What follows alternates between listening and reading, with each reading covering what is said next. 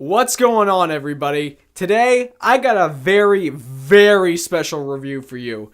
So we're going to be talking about Disney's newest film, Disney's Christopher Robin. And right up front, what you guys need to know about me and about this film, I've loved Winnie the Pooh for years. It's been a major part of my childhood, as he was for so many other people. And this film affected me on such a personal and emotional level that I was practically shaking with emotion when I left the theater. But let's get right into it. So Christopher Robin takes place after the many years of Christopher Robin having adventures with Winnie the Pooh and all of his pals from the 100-Acre Woods. Rabbit, Eore, Owl, Kanga, Roo, Piglet, all of them. And it takes place as Christopher Robin is transitioning from a child into adulthood.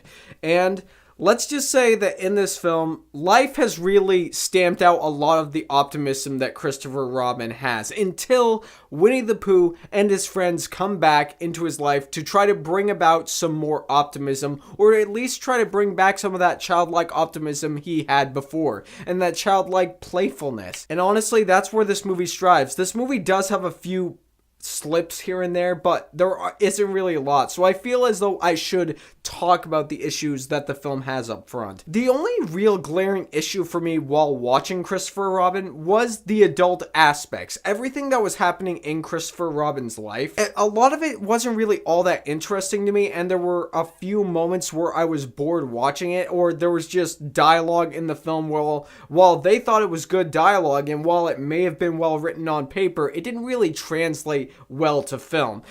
Just boardrooms and paperwork and houses and all the stuff that comes with being an adult.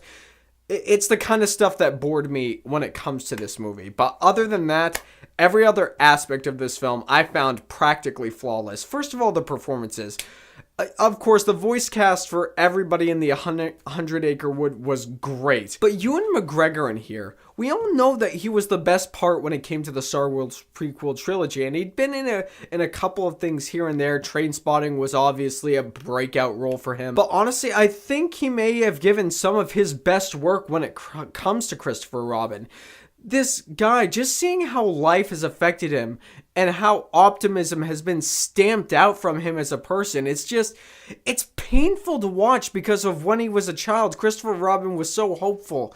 But then as an adult, seeing him not only gain that optimism back, but watching the darkness that was within his own heart start to dissipate and disappear because of the friends that he had. Honestly, it was part of the best parts of the film, and Ewan McGregor did a phenomenal job as Christopher Robin. Putting all of the character and technical aspects of this film aside, we could say that the 100-Acre Woods gang look great. Yes, they do. The CGI on all of them is phenomenal, and I'm not exactly sure how they did it. But the core of this movie for me, the reason why it struck me, was the amount of strong emotion that it had in here. I mean, the amount of emotion that they were able to capture in this film is just so endearing and so powerful and so palpable in a sense. And there is no other film besides probably Paddington 2 that I have seen this year that actually makes you look inward on yourself and look at humanity and say, hey, look, maybe life isn't as bad as we all think it is. Maybe the world isn't as dark. Winnie the Pooh and his whole gang, they have so much optimism and so much hope and light. Why is it that we don't have so much light and hope in our world? Why can't we be more like Pooh, more like Paddington, more like Mr. Rogers? Why don't we have more people like that? Or in Winnie's case, more bears like that. And no joke, there were certain parts where I just looked at myself and looked at what I was watching, and I began to question and say, without a doubt, I'm not doing as good as I could be. I'm not being as good of a person as I could be, and this movie makes me want to be better. This film is so charming, and at a certain point, no joke, there were certain emotional beats inside this film, and at somewhere in the middle of the film and at the end of the film, there were tears streaming down my face just because of how well established the characters were, how well established the emotion was, and the score was pretty great too. Christopher Robin is is a movie for everybody. It's a movie for families. It's a movie for adults. It's a movie for kids. It's a movie that everybody can go into and take something from. This film, it may not be as good as, but for me personally, it is this year's Saving Mr. Banks. This film isn't a biopic. This film is very much in the vein of Paddington 2 when it comes to Winnie the Pooh. And the amount of optimism and the amount of hope and the amount of just genuine true emotion that this film provides that allows you to look deep inside, that allows you to make you want to be a better person.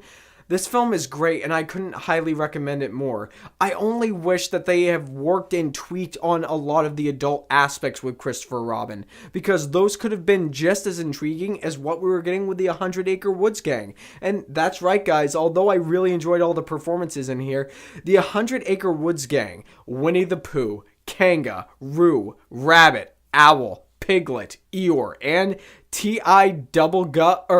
Tigger, they steal the entire movie, and they make this movie as best as it could be.